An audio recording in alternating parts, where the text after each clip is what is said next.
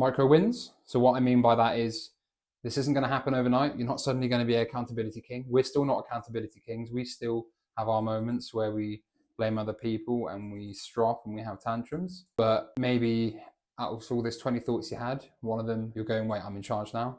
I've done this. And then over the time, half your conclusions from situations become positive, and eventually, hopefully, most of them, you're like, oh, actually, that was my fault. And here's how I'm going to change it, you know? The way I would give an example from my own like stuff that I've been through with micro wins, when I decided to make a change, I said, okay, I'm gonna do 30 push-ups a day. Yeah, every single day, 7 days a week. I can barely do like 10, so I did 30 push-ups because of those arms in it. for a whole week. Yeah, baby arms.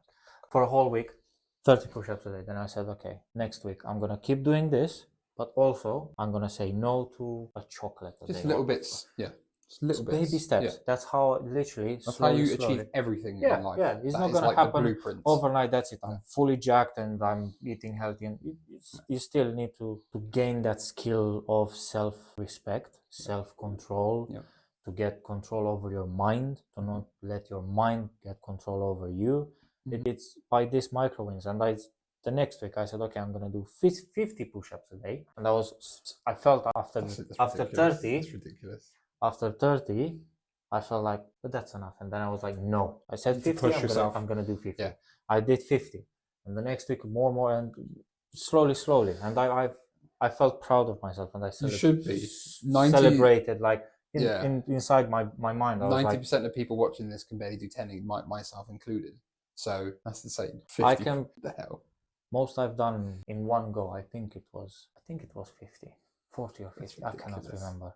40 or 50. So say micro wins, they never stop. No matter where you are, no matter how good you've gotten a certain habit, I still do it with everything. Just little bits every day. I do this sometimes if I want to go through like a fat loss stage, for example, when I'm going to the gym, I will just take off a small amount every day. So for me, at one point, it was one less pack of chicken with my wraps, because I in the day I eat basically the same thing every single day. That's just what works for me. Yeah. Or it's an extra pack, maybe one less pack of wraps, maybe, for example. Or for dinner, I'd have half the amount. Or instead of 1,000 calories for dinner, I'd have 500 calories for dinner, or 700. Yeah. Or I go down 200 calories until I get to a point. Yeah, I won't just one day be like, boom, I'm on a 1,000 calorie deficit now, because that is the one-way street to failure. Because as we know, you'll get to day 5 and you'll be like, I'm going to eat 4 kilograms of chocolate now and throw up. Yeah, because that's exactly what my brain does, and lots of people do. It's not sustainable. I think that's an analogy that you can use for anything. Going to the gym, instead of when you go to the gym, don't just go, I'm going to go every single day for 3 weeks, because you're going to die and then you're never going to want to go to the gym again. Even if you just say, I'm just going to go twice a week, incredible. Even once a week, and then you go up to twice a week, that is going to be sustainable, and you're going to make more gains doing that than doing sporadic motivational, and then boom, goes on to our next episode, which is motivation versus discipline sneak peek. Not going to say that yet, but it goes into there. It's much better over the long term. Micro wins over everything. Surround yourself with men. Doesn't have to be men, but it would help more. Men who challenge victim thinking and victim blame, that's a different thing.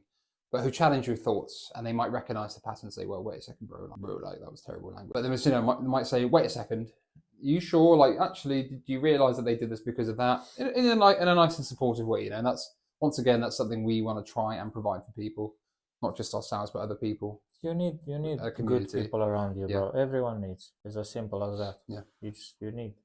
That's why we have each other again, because when I have a bad day, you come pick me up and do some dumb shit. Yeah, but it's simple things like this that can have a massive change in your day or life or whatever. Some perspective every now and again. Actually, things aren't as bad as they are, or you've actually done better than you thought you did, for example. Yeah. And then something that I should probably do better, to be fair, is a day. I don't do this daily, but every now and again, every few weeks, I stop myself and go, wait a minute.